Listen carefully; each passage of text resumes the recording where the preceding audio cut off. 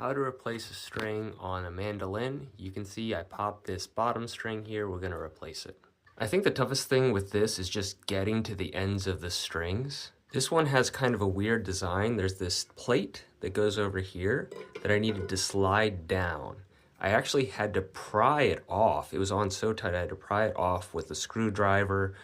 Be very careful if you take this approach. You don't want to damage the instrument. So it looks like we just need to hook this, doing this one-handed, like that. It's hooked around like that, and then the rest is just like stringing a guitar string if you've done that before. So I'm going to pull this through the hole in the tuning peg, and you want to make sure that you have enough slack so that you can get a few winds on the peg, but you don't want to have too much, or then you're just going to have like a huge chunk of string on the peg. So here I've got it through the peg. When you do, and I'm going to wind a little bit of it with my hands, and then I have a string winder that makes it fast. You don't need a string winder, but it does help for some of these things. The key with changing any of these types of strings, whether it's a mandolin or a guitar, is you want to make sure that you keep tension, you keep it taut when you are winding the string. That way you're going to get nice even rows. When you wind it, if you don't keep that tension, the whole thing will just unravel and you have to start over. Also, you want to make sure that you wind the string the same way that the other ones, in the same direction. Like in this case, I'm going to wind it clockwise, like all of these other ones on the bottom.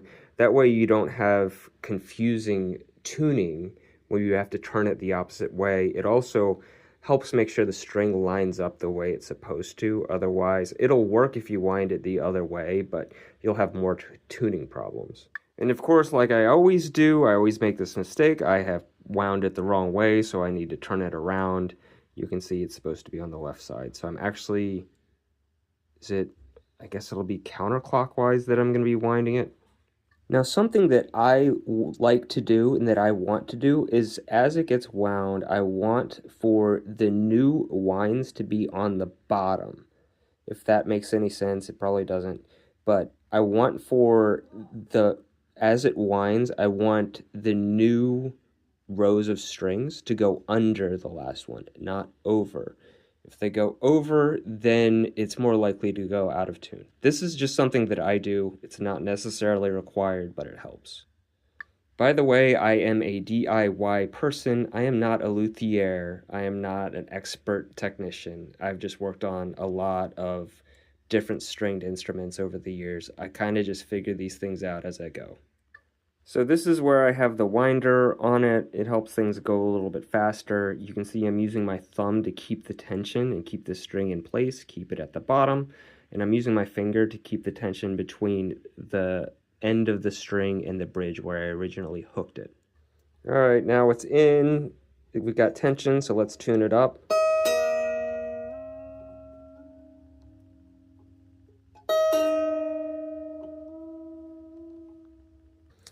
Of course, you want to be careful when you're tuning these tiny strings. You can overtune them and they might snap.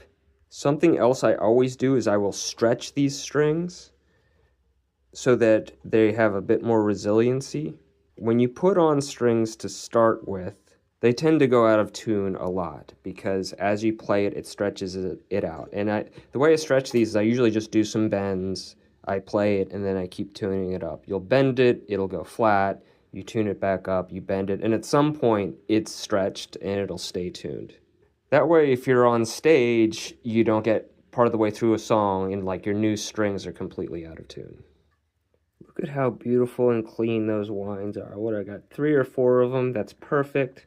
We still have a lot of tuning to do. The next thing I'm going to do is trim the excess string here, which this is an optional step. Many years ago, I would just play with these things dangling off the end of the guitar. Usually it's because I just didn't have any sort of string cutter. We're going to cut this though.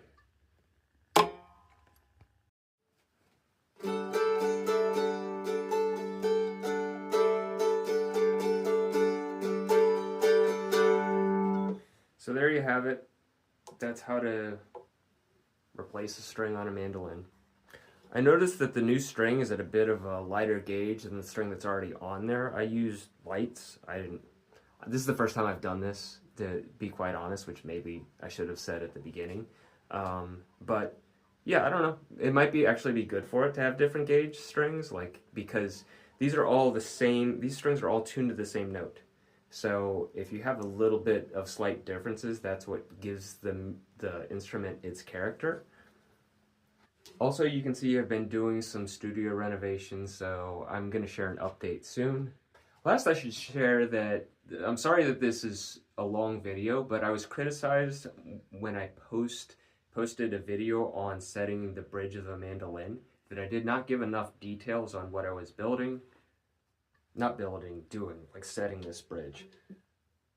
So here are some more details. It's a bit more thorough, but I will say that the how-to videos that I post that are short tend to do much better. So, you know, why get thousands or tens of thousands of views when you could have a few hundred instead? Anyways, I hope it helped. Almost forgot. The last thing we need to do is to put this plate back on. So I'm just going to slide it in. This is very tough, so I'm probably just going to have to push on it pretty hard. Give me a second. Okay, after some pushing, I was able to get it on. I don't love this design. I'm going to be honest with you. I've seen some videos, they have a hinge that comes up, which, like, I think that would be nice. I spent a lot of time just trying to figure out how to get this thing off. And it was so tough that I was afraid I'd break the instrument. But eventually, I just ended up sticking a screwdriver, right in here. I don't know if you can see that, right between this plate and this one, and I just pried a little bit and it came off. It's a very delicate instrument, so I do not like doing those things, and I would say if you can avoid it, I would, you know. But other than that, I do very much enjoy this instrument. It's taken a good bit of time to get used to it, but I'm starting to really appreciate it. Anyways, that's it. Thanks.